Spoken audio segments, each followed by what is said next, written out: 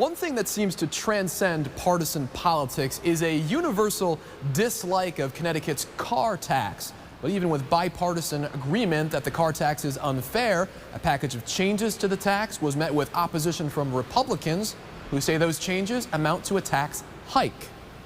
Here we have a bill today that's going to increase those assessments by 5%. We're voting to increase motor vehicle taxes here today.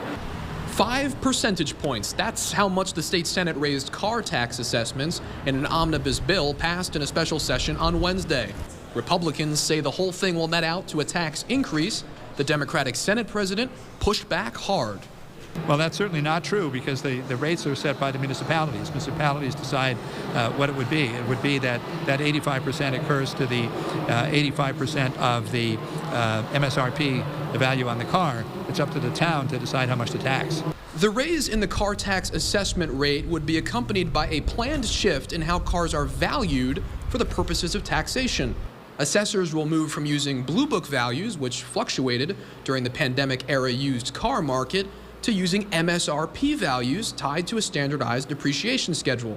Democrats say that will make the car tax more predictable and possibly lower for some, but the question still remains. Will the average taxpayer see a higher bill? I think it depends on the municipality how they want to set the mill rates.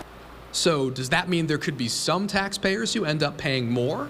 I mean, it is in fact true that there may be some that will have a lower net bill. Ultimately, whether or not you pay more or less under the new valuation and assessment scheme will likely depend on how your town chooses to set its motor vehicle mill rate.